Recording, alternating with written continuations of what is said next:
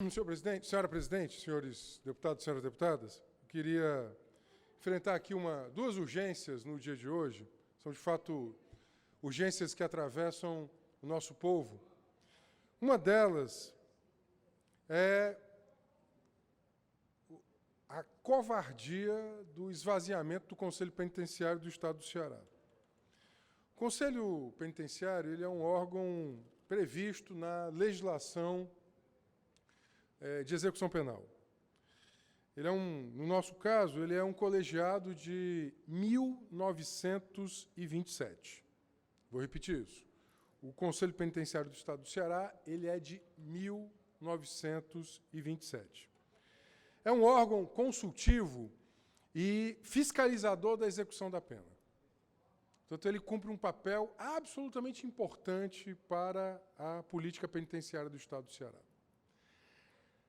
Eu tenho sido um crítico da política penitenciária do governador Camilo Santana, porque temos visto um sem número de denúncias que não são devidamente investigadas, de maus tratos, tortura, violação à lei de execução penal, fechamento de cadeias ocasionando maior superpopulação nas unidades, sobretudo da região metropolitana, dificuldade do controle social, da fiscalização das entidades que são legalmente constituídas para fazer essa fiscalização. Mas o que aconteceu essa semana está para além do absurdo. Porque é fruto, sem dúvida alguma, de desatino e raiva. O gestor que não consegue lidar, o secretário de Administração Penitenciária, com a crítica, ele quer calar quem o critica. Eu espero que essa atitude não tenha a assinatura do governador Camilo Santana. O secretário de Administração Penitenciária, na prática, quis impedir o funcionamento do COPEN, do Conselho Estadual de Política Penitenciária, esvaziando a estrutura de coordenação e execução daquele órgão. Prova, ele não poderia acabar, porque, pelo que eu entendi dessa medida, ele queria acabar. Ele já se colocou contrário a várias instâncias de fiscalização, Mecanismo Nacional de Combate à Tortura, e agora o COPEN, que vinha diariamente relatando as torturas, as ilegalidades, que chegam àquele conselho. O conselho tem que fazer isso, ele está aberto, as pessoas vão, e ele tem que pedir as investigações, ele tem que ir nas unidades. O secretário Mauro, que é o atual gestor, ele não é dono do Estado do Ceará. Ele não é dono do aparelho de Estado. O Estado tem lei. O agente de Estado ele está submetido à lei. Ele está submetido à lei. Ele tem que cumprir a lei. E aqueles que cumprem a lei devem ser fiscalizados por sua ação. Para isso tem um conselho, os conselhos. Os conselhos, entre eles o COPEN, o Comitê de Prevenção de Combate à Tortura, são instâncias que devem fazer o justo, correto, necessário controle social. O que tem para esconder? Porque, veja, o que fica para nós é sobretudo isso. Se o secretário esvazia o órgão de controle, é que não quer ser transparente. O que tem para esconder? O que se esconde por trás? É disso que se trata. Um gestor público que tem sob sua alçada administrativa um conselho, cuja função legal do conselho é fiscalizar as unidades, receber os familiares, discutir a política penal e penitenciária, e esse conselho é esvaziado. Portanto, eu queria aqui repudiar essa ação.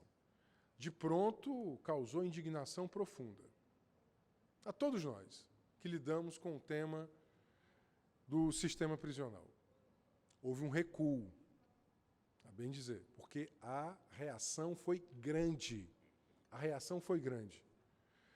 Espero que essa ordem, se partiu do secretário ou de algum de seus assessores, ela tenha sido alvo de profunda autocrítica e autorreflexão. Pedir desculpas é a atitude de gente nobre e altiva. O COPEM precisa de um pedido de desculpas do gestor da SAP, da Administração Penal e Penitenciária. Foi, repito, atitude de covardes. Chegar sem avisar, esvaziar a coordenação e a capacidade de execução daquele órgão.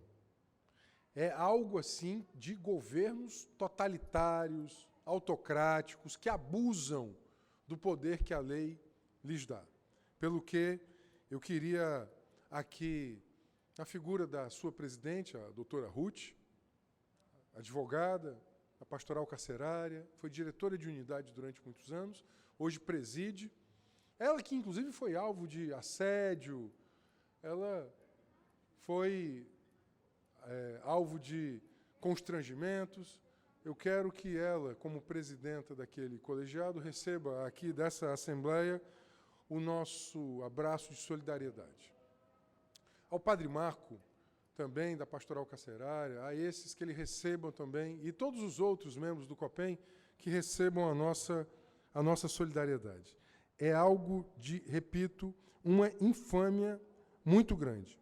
O colegiado do COPEM assina uma nota, agora, do último dia 4 de setembro, 3 e 4 de setembro, onde relata detalhadamente essas covardias que foram perpetradas. Mas mantém a serenidade, chamando a lei, ao cumprimento da lei, as autoridades públicas. Por isso que eu encerro, portanto, dizendo isso. É necessário que a política penal e penitenciária ela obedeça os rigores da lei, que ela receba os investimentos necessários para a boa execução penal, que o fito da execução penal é a diminuição da criminalidade, e isso pressupõe, portanto, a reinserção social do apenado, e para isso é necessário a proximidade com a comunidade, com as famílias e com a sociedade. Isso evita abuso, isso evita ilegalidade, isso evita tortura, isso evita corrupção. Não entender esse ponto, achar que um regime de exceção perdura, é um erro. Achar que o regime de violenta exceção perdura é um erro.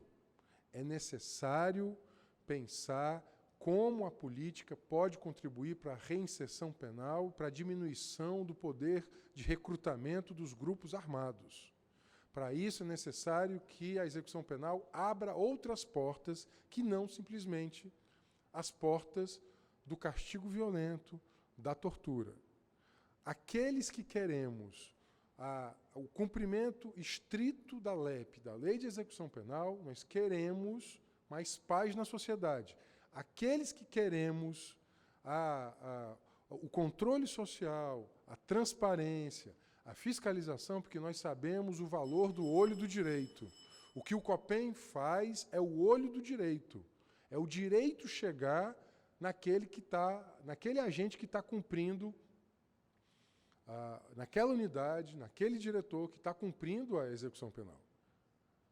Quem tem medo do controle social, quem tem medo de fiscalização, quem tem medo do monitoramento, quem tem medo da transparência, não dá bons sinais à sociedade.